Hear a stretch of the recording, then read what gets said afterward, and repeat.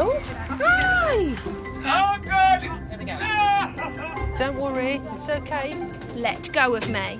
Let go. We're back on shift inside the ambulance. Whoa, got a job? Do you need me to get in the back? You might have to stop. With more medical emergencies. I'm okay. Oh, that's a good one. And more cameras. What's that up there? That, Tyler, is a little camera. We're taking you back to the heart of the action. Just lie down for me. We're from the ambulance, OK? I'm sorry. I don't want to get so full face. There are some new faces. I'm happy to be your crewmate. I feel like we've bonded. And some old friends. I'm better driving than you. Is it the fact that I'm faster and smoother than you? Your driving's terrible. How can I help? Body-mounted cameras record every moment. Nice deep breaths. Come on, open up. Smash in. To show you what goes on behind closed doors. We'll get you right. All right? You'll be on the front line with the ambulance crews from West Midlands Ambulance Service. I don't need to be a doctor. I just need to know what I can do to help. As they deal with 3,000 emergency calls each day. We see so many people who get told that nasty C word. So many people can fight it now. Step inside the ambulance. You take care, mate. All right, mate. Thank you.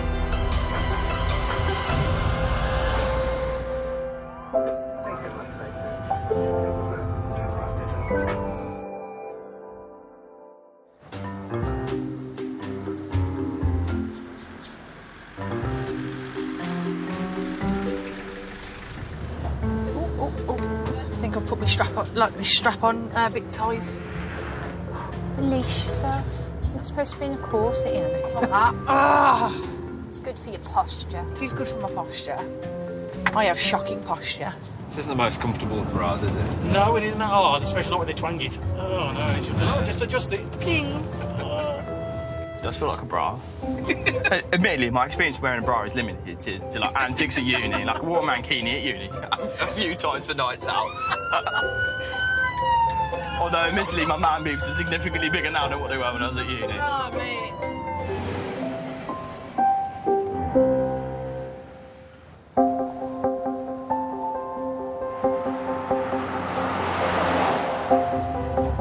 It's 10:30 Friday morning, and Craig Alsop and Darren Westwood are on a day shift. See a funny job around the corner here. When I was a technician, we went round to this bloke. What he'd done is reversed his car onto one of these little stumpy bollards. Yeah. So his back rear wheel was on the bollard. Yeah. So he had the intuition to get a couple of air springs and his jack. And he was jacking his car up to try and get his car off this bollard. Yeah. Right?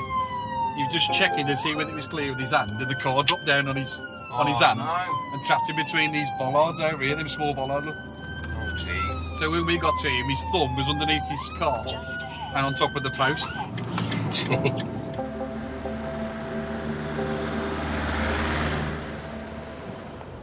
.999 mode activated. A new job has just come in. A 999 call from a man whose fiancée is having a seizure. We're going out to a female. It's a Category 1 patient. They're querying peri-arrest or had a fit.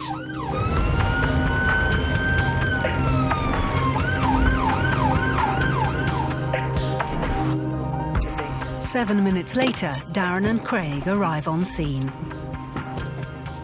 Their body-worn cameras will capture everything. What's this lady's name?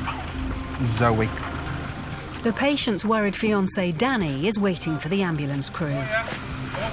Oh, hello, mate. Front door's open, I've got dogs, do you want me to try and lock them up? Are they okay? They're fine. Yes. Are they big? Yeah. Oh. Hello.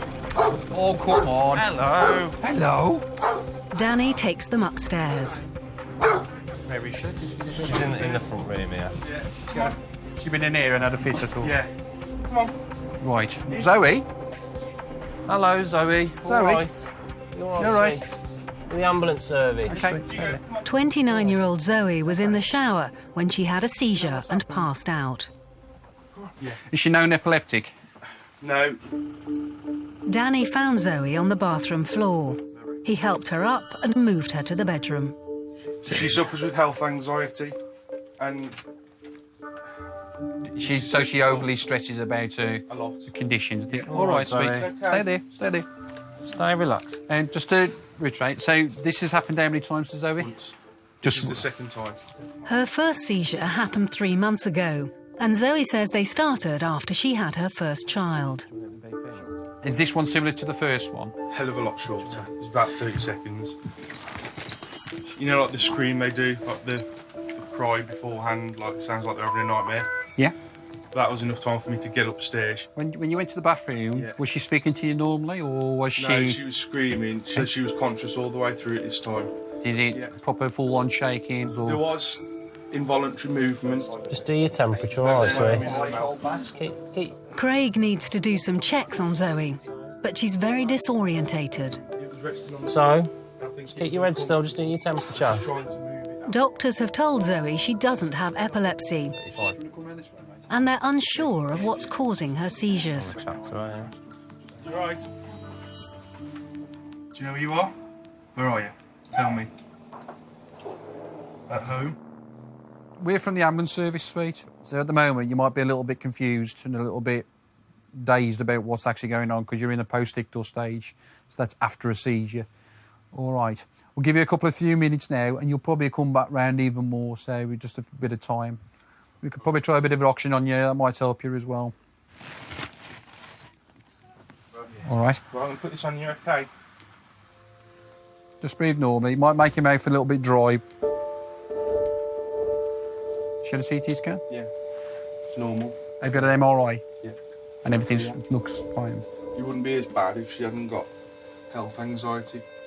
Yeah, I mean, you can get something called pseudo-fits related to anxiety issues. Yeah. But it's not the pseudo-fit that we probably know where somebody's putting it on. Yeah. Okay, there is actually a mental health issues linked to having like a pseudo-fit. Pseudo-seizures, also known as psychogenic non-epileptic seizures, are difficult to diagnose, mainly because they're linked to mental health, particularly when the patient is stressed or in an emotional state. They present as though they're having an epileptic fit. In this lady's case, it was difficult to diagnose whether she was having an epilepsy or not because she's still under investigation for all these problems. And that's why we elected to take her in rather than leave her at home. Have you got a bit of a headache at all? A little bit. You feeling a bit dizzy? Okay. She wasn't complaining of sickness last time. Okay. But by the time the ambulance got here and got her down into the ambulance, she still couldn't remember her name. On, just hold the mask over your nose. Don't put it on just in case you are sick. All right. Might help you to come round a little bit quicker. Everything's looking fine, sweet. At this moment in time, all right. I think we do need to pop her up the hospital still because we haven't got a firm diagnosis of what's going on. I don't understand it. It's difficult at the moment in time because you're just wondering why these things are happening to you. There may be any number of reasons and they need to investigate them fully.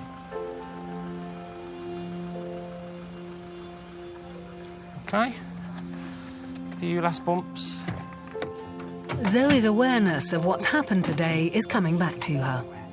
Push your knees. Yeah, I remember you don't bring in the skin.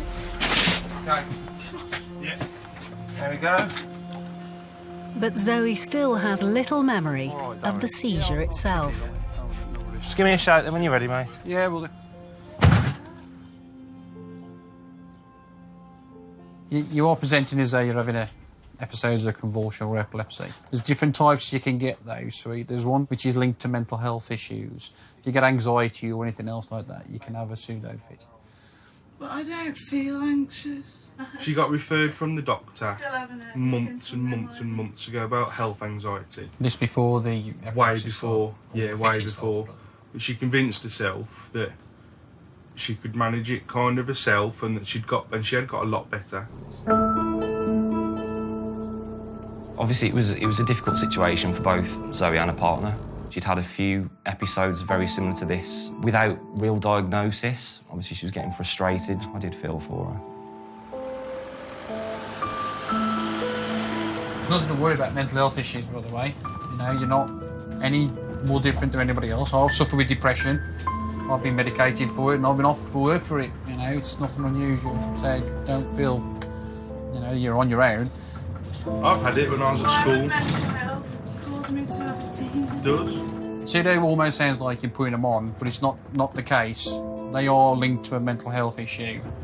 It's mental, not physical. And your mind is a very strong thing.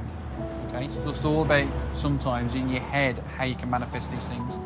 I don't really see it going backwards. I did last time. I'm not It's very okay. good at that. Not very going backwards. Not very good at going backwards.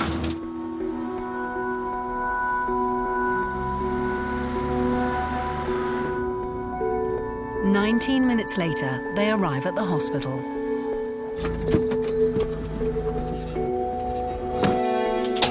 Yep.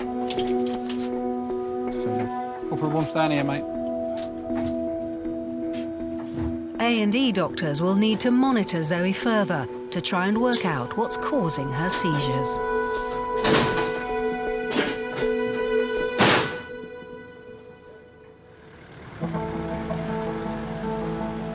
It's 8 a.m. and Gaz Clark and Liam Dale have just clocked on. You know, ease yourself into a day, eh? And they've just been called to their first emergency. 999 mode activated. It's a maternity case. Wanted to push. A heavily pregnant young woman has been vomiting all morning. Case number is 580. I hope she stops pushing.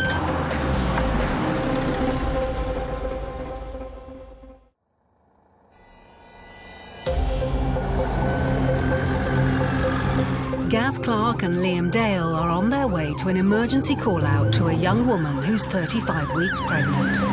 How many babies have you delivered? It's about 21 babies now. It's quite a lot. Yeah, I was lucky the first ever one. Got her into room number 1 or whatever on the left-hand side. And as we moved her over onto the bed, she started to deliver. And it was like catching on the way out. It really was. Closely followed by my crewmate, bursting out the door, looking at the midwives and went, "Baby, been born." And 4 midwives like come steaming into the room. Yeah. See, with babies, like, for the most part, they deliver themselves, don't they? Like, unless there's something going wrong. Let's hope this one's a straightforward one, eh?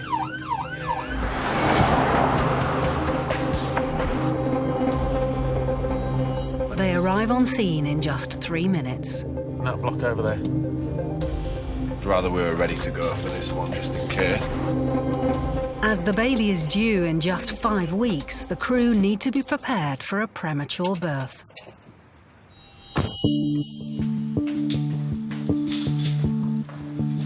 Oh, yeah. Right.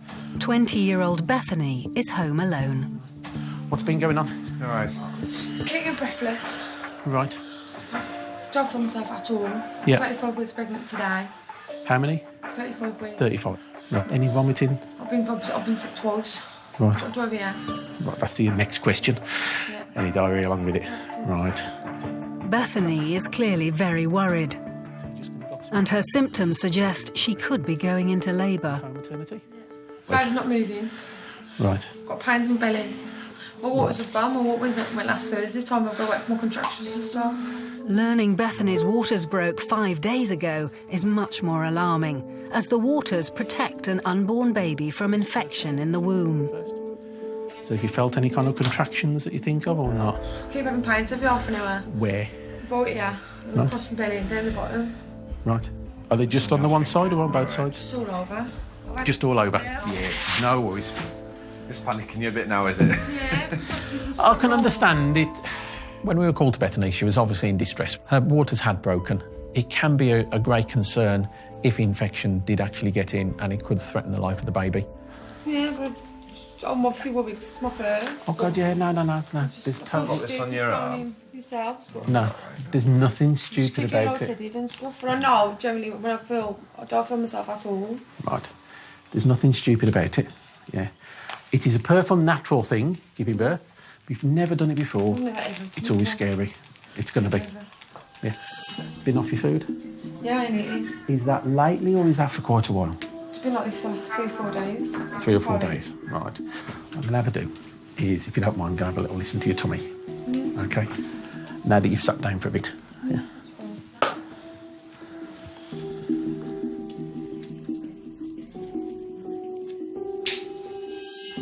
Right, that's good. I'm not listening for baby.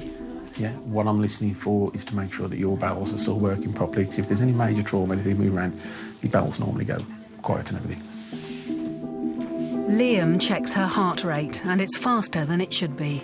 7.2. And her blood sugars are also high. Do you have a lot of energy drinks and things? Hot and drink water. I was wondering if that was contributing to your heart being a little bit quicker as well, as well as your sugars being up. But... Yeah. Why is my heart beating too quick?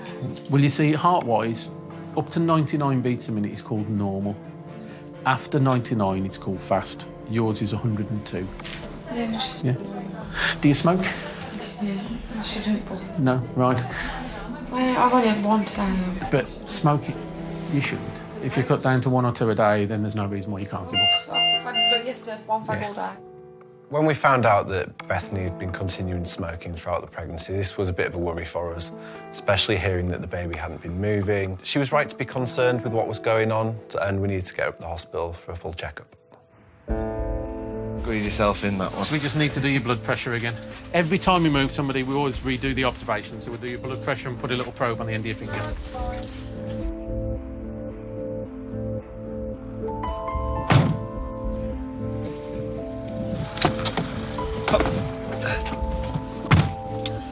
OK, whenever you're ready, we'll have a little trundle. It's just over 2 miles to the nearest hospital, and Bethany will be going straight to the maternity ward.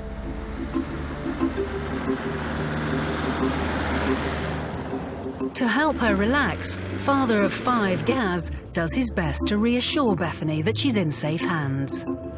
A lot of people don't know that we're trained in midwifery. We're trained in delivering babies. Yeah, who else is going to do it? Us. You're going to have to do it now? Yeah. So we're trained all the way from there, from birth. That's what I've done. I've done nursing, but I've done it with the elderly. I couldn't do that job. I've loved the elderly. 6 minutes later, they arrive at hospital. We're going to need your green notes.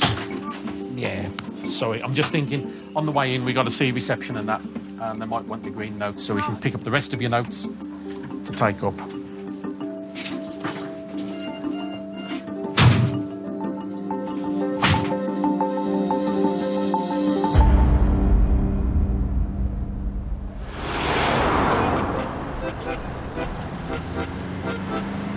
And then we had baby, my 3rd baby of the week. We're not having any of that today. No. I cannot stand pregnancy. No. Towards the end of the week, I was like, 3? This is not right. No. 3 in 1 week. No. It's definitely not right whatsoever. That is about the only thing I've not had since I've been a para. You've said it now, Matt. I'm a curse. No. When you say these things, No. it happens. No. You can't say it. With No. me, you really can't say it. I don't know what it was about Saturday night. It was so busy, but we had loads of maternity jobs. But we went to this one, and it come through as contractions 3 minutes apart, urge to push. But when we got there, she was quite calm, 3rd baby, and she said she was going to a birthing centre.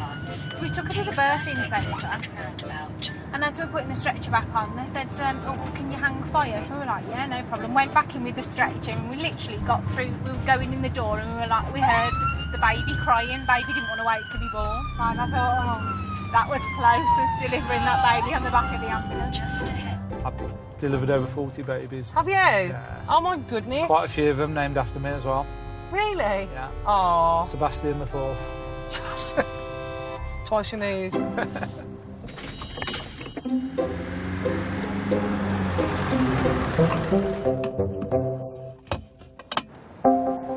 It's 9:30 in the morning, and Joe Wilson is catching up with Sam Grosvenor, who's just back from a mountaineering holiday.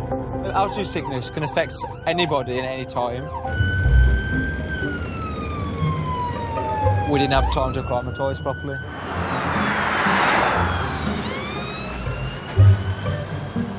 Did you not take any Viagra? I know it works for travel sickness. Nah, I didn't take any Viagra. Yeah. Maybe next time I would.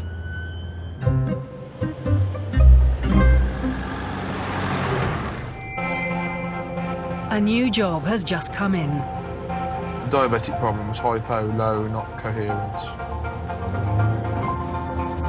999 mode activated. It's from a woman whose 72-year-old diabetic husband has collapsed on the sofa. His sugar levels are so low that he's nearly lost consciousness and is unresponsive.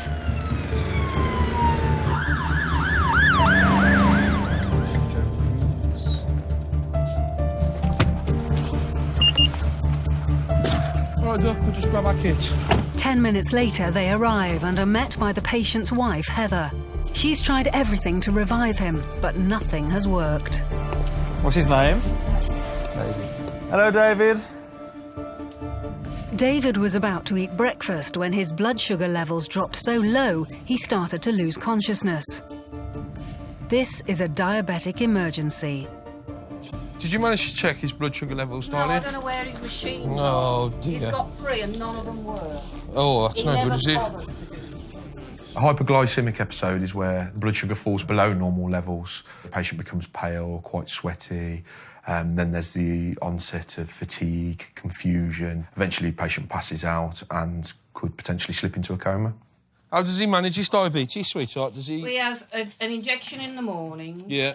He has loads of tablets. He's got a thing in his pocket which tells you his passport that's got it all written on. I can show you all his tablets in the cupboard if that's... If you can't... Have you got like a prescription or anything that you... Yeah, if you bring one of those in. David was diagnosed with type 2 diabetes in 1998. Right, and you say you've given him 2 glucose tablets and one of those glucogens. How long ago did you give that, sweetheart? About 15 minutes. They need to get David's blood sugar back to normal. Otherwise, he could lose consciousness altogether and even go into a coma. It's obviously not working.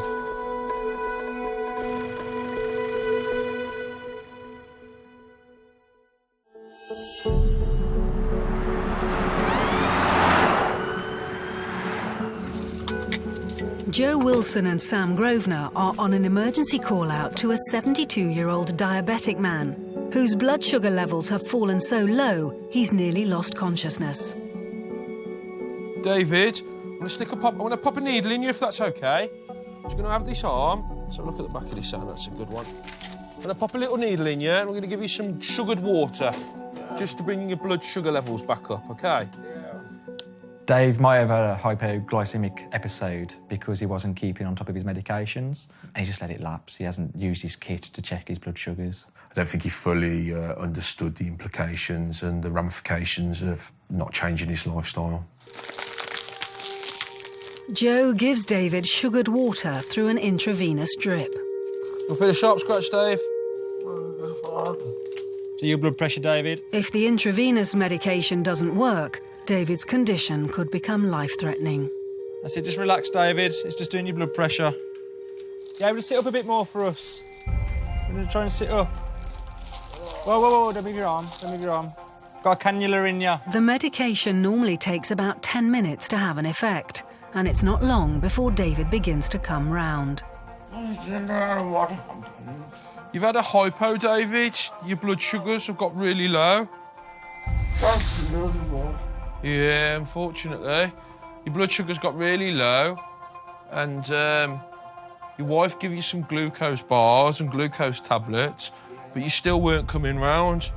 So what we've done is we've chucked a needle in you and we've given you some pure glucose, which seems to be working for you.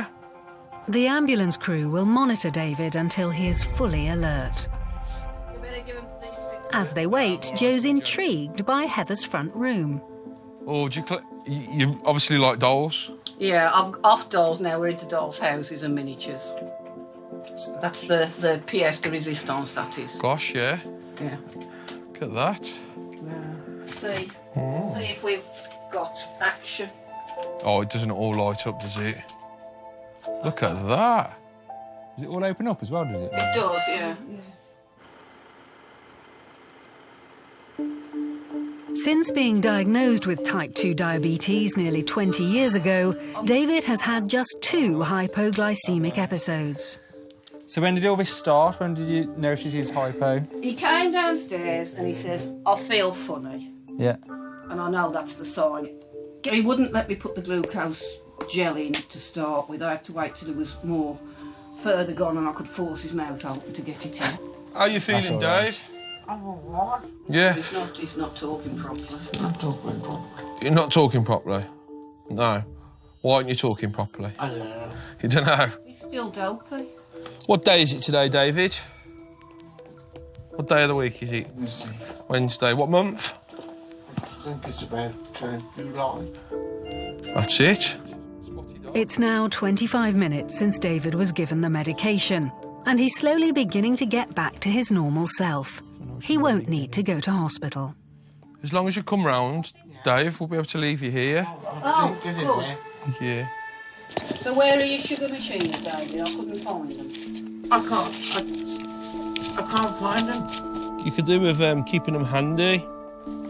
Well, we're going to have to make a diabetic referral for him. So someone from the ambulance service is going to contact his doctors and update them on what's happened today. How are you feeling now? Feeling much better now, thank you. David will need to visit his doctor's surgery to have his diabetic medication reassessed. All right. Pleasure to have met you, David. You take care. All the best, David.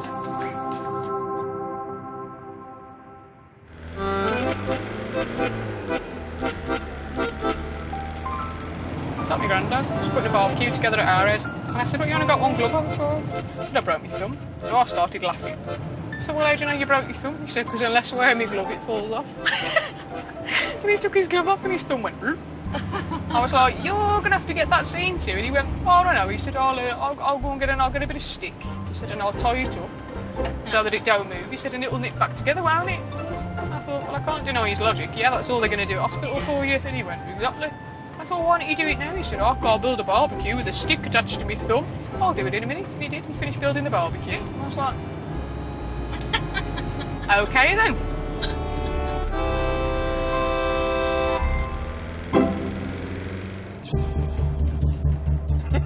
It's just gone lunchtime, and Grant Porter and Hannah Potter are waiting for their next job to come through. Oh, we've got a job. Right, we have won. We're lucky dip today. Back pain, lower back pain, Back pain. ill, dehydration.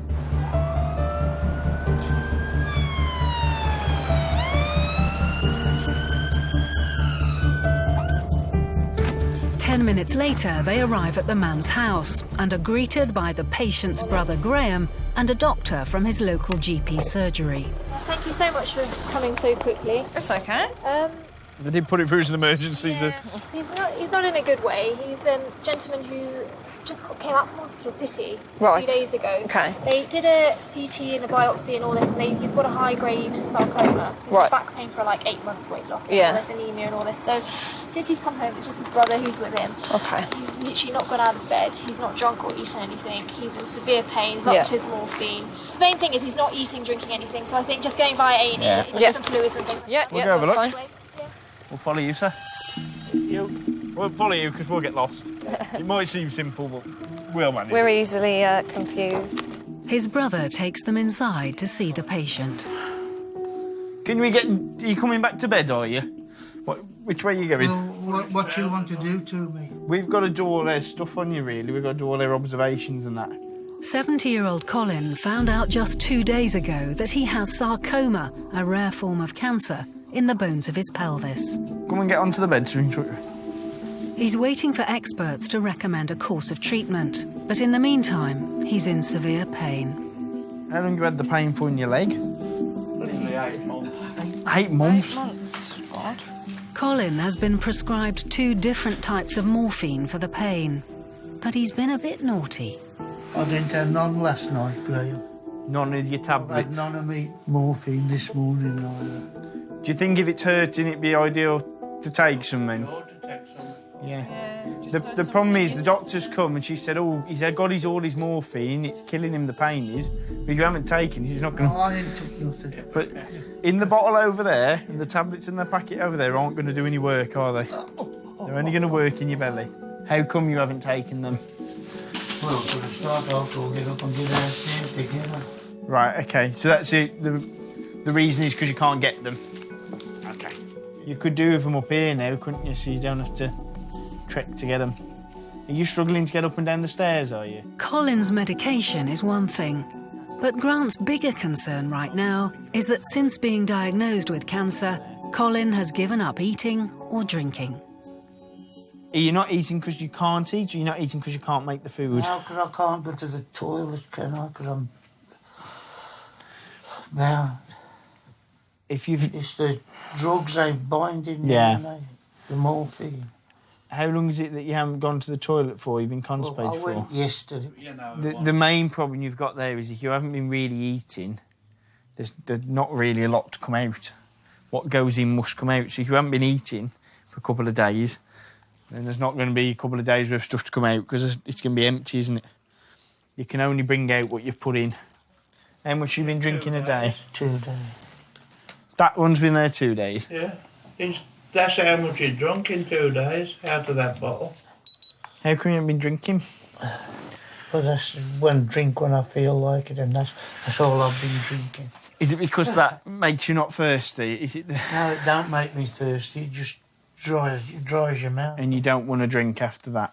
Not eating and drinking, obviously, the body's got no fuel. So anything that you have got wrong with you, it's just going to make you feel worse. And also, if you're poorly, as in Colin's case with cancer, he needs a healthy body as he can to fight the cancer and try and get better. And if he's putting himself at a disadvantage with no fuel and energy, you're just going to get worse and worse. Whether it's the shock of the cancer diagnosis or his general ill health, Colin is clearly not looking after himself. He needs urgent attention for his dehydration, which leaves Grant with little choice as to what to do. Right then. So do you want to do what the doctor said and we can take you up to hospital? She'd rather you go and just have a bit of fluids and they can just make sure you've eaten. I can't imagine you'll be there, you know, hopefully you'll only be there a couple of days, if that. You might not even be there that long, but they'll just make sure you're eating and having your fluids and they can give you a once over. Grant and Hannah help to get Colin ready for the ambulance. Slowly. Are you going to come in up to hospital later? I'll phone up later and find out. I'm ready whenever you are. We're all strapped in the back so I can jump out at any time. Colin is also worried about what treatment he'll have recommended for his cancer. But Grant wants him to see this as a positive. At the end of the day, what's going to be is going to be, right? I know that. Medicine's brilliant nowadays, OK? We see so many people who get told that nasty C word and, you know, we come out to them a couple of years later and but it's gone and it's, you know, there's so many people can fight it now, OK? So don't, you know, put your eggs in all one basket and don't, even though it's impossible not to, try not to dwell on the worst case situation. If I had a look and gone, oh, he's done, they're not going to bother, are they? You know what I mean? No, I know it does. Well, I should say it's cost thousands, so what's been done to me. Of course it has. So they wouldn't spend that money unless they knew they could do something about it. They might turn around and go, actually, if we give you this, you'll be better in a month. You don't know. And worrying about it's just not going to get you anywhere. But the worst thing you can do, right, if you don't eat and you don't drink... I know it's going to make it worse for me. But your other problem is, if you get yourself poorly, they won't do treatment on you. Because if you're poorly, the treatments they can give you make you poorly. So if you're not strong enough for things like chemotherapy and radiotherapy and stuff like that, they won't give it to you. No. Until you're strong enough and you bounce back. You need to keep your food going in, your fluids going in, and your medicines going in on the dot when they're supposed to be had. Because that's your treatment. You always feel sorry for people like Colin, people in that situation. You won't wish it on anybody. He needs the support, he needs someone there to talk to and pick his spirits up and feel loved, feel wanted there. I hope Colin's got light at the end of the tunnel. I hope the treatment works. Grant hopes his advice has sunk in, as moments later they arrive at the hospital. You can stay there nice and comfy. We'll wheel you in on that if you're happy with that. You don't want to go walking, do you? Colin is taken straight in, where he'll finally get some rehydration and some rest. Really?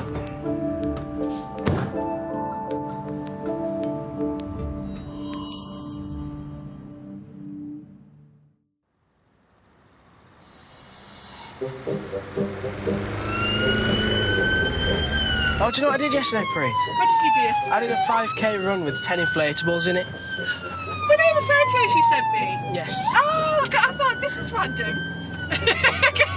No, I sent you a message and on one of the photos I've just finished that 5k Oh, run. that's awesome. I had to walk between some of the obstacles because I wanted to save myself to go fast on the obstacles. It looked really good. It was really good, it was.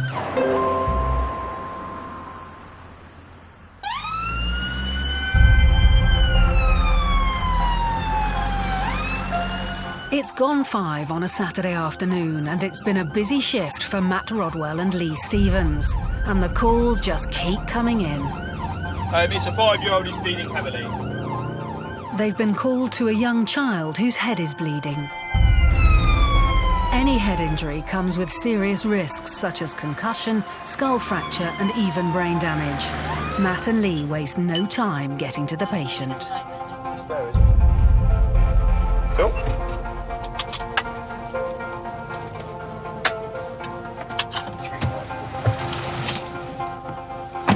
Lead the way.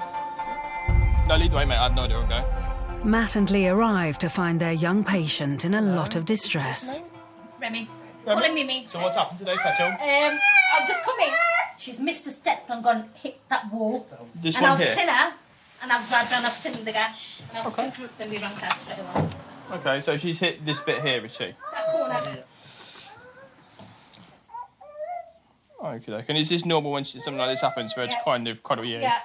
All right. Okay. Well, what we'll do then is we'll sit here for a few minutes and we'll chill, let her settle. Obviously, it's bled a little bit. I can see it on your shirt. What we'll do is we'll let her settle with you for a couple of minutes. Okay. And Daddy. Mimi, you getting me all Come here. She's waking herself up, Nick. You need to did she get herself worked up quite a bit? Pick her up. Calm her down. What from? She's just like that with everybody. She's like that at school as well. She's got special needs. My name's Matt. Can I lay down on the floor with you a second? Is this where you like to sit down? Is it? With Mimi. Sit with Mimi. Okay. I've literally just got on the floor and now you stand up and go running. With Mimi clearly feeling very distressed, Matt's finding it hard to get near her to assess her injury. Maya, come on then. Maya, sit here. Sit here, Mimi. Maya, sit down. It's all right. Leave it be. Leave it be. Leave it be. It's probably going to need a big plaster. Yeah. We need to do set checks on her. Yeah. Okay. At the minimum, 1 set. As a minimum. Okay. Okay. Then we've got Treating a child who has special needs can be difficult, so Matt decides to approach with caution and keep Mimi as calm as possible. Just let her do a thing. Let her do a thing. All right. What are we doing? See, I'm not that bad. I don't smell that bad. Mix it again. Mimi, does your head hurt? I'm not the most welcoming of faces, if I'm perfectly honest, because I'm a bit on the kind of rough and ready side. Kids don't generally tend to like me that well. I really struggle with them. It's really, really hard. Get down to their level, try and talk at their kind of age group and all that kind of thing. But Mimi really didn't like it. She didn't like me at all. She didn't like Lee. She just wanted mum or dad. Should we do mum? Just do mum. Getting a bandage on Mimi is proving difficult. Matt gets Mum to lead by example. Mum. Right, so where have you bumped your head? Is it on your forehead here? Yeah. Is it her? Come look, watch Mummy. Look at Mummy, look. Go on, give it a press for me. Give it a press. What's that? Smash it. Is this a Here we light? go. Even big sister Maya is bandaged in a bid to encourage Mimi. You can always do it across your nose, like that. There we go, that's not bad, is it? Yeah. Mate, there we go. Sorted. Yeah. You can have a selfie. Now it's Mimi's turn. Come on then. Your turn. Okay. With Mimi still being uncooperative, Matt has one final trick up his sleeve. Chuckers those bunny ears. God, the things I do for this job. Oh no, I can't put them on. Shall I put them on as well? Hey? Here we go, look. Here we go. Look at that.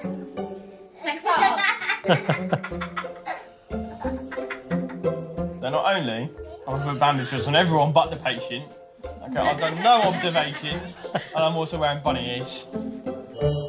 Brilliant.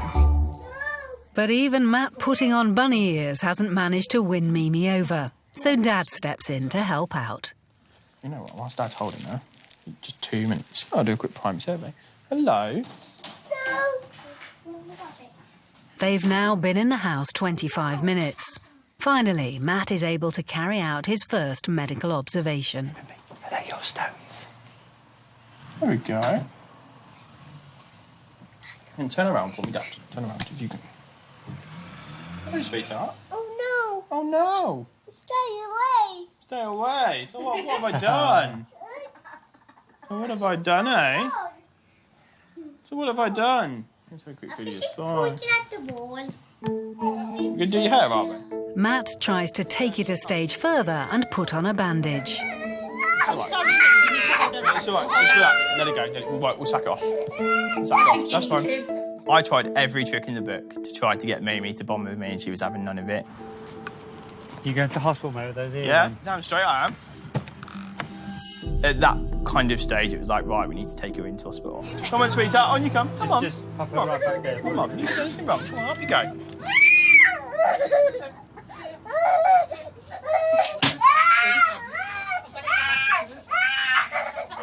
Got any bright ideas?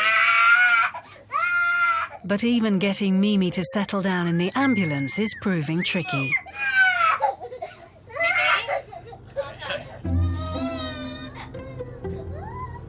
Hey, what's the matter? You're in my seat, you are. You should be privileged. See? I'm not all that bad. Do you like my blue hands? Do you like my blue hands? No. Do you want a blue hand? No. Aha! See? You're gonna wave? You're gonna wave? Show me your fingers. Finally, after 45 minutes of trying, Matt and Mimi become friends. Oh!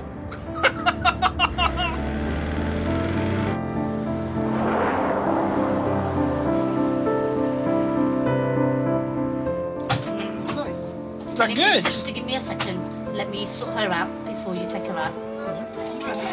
Mimi will now be seen in A&E by the paediatric doctors. No, I'm still wearing these blooming bunny ears, aren't I?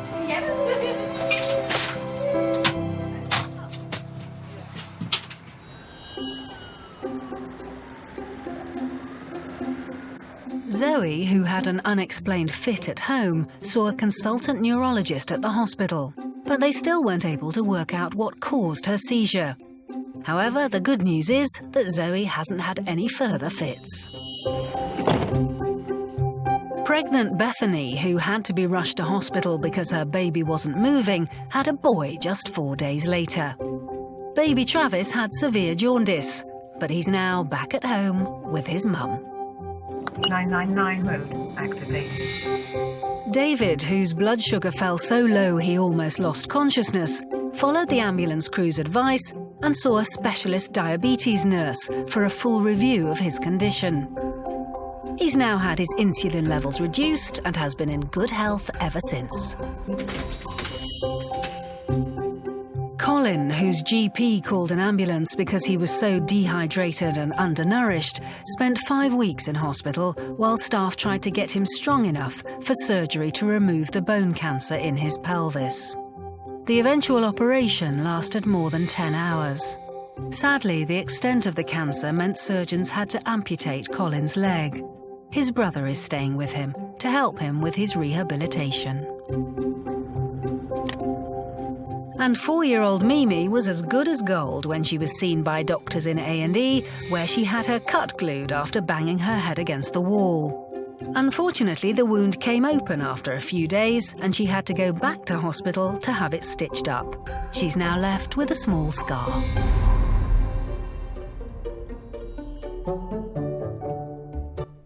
And the brand new and exclusive series of Inside the Ambulance continues Monday at 8. But stay with us next for the all-action comedy starring Will Smith. It's Wild Wild West.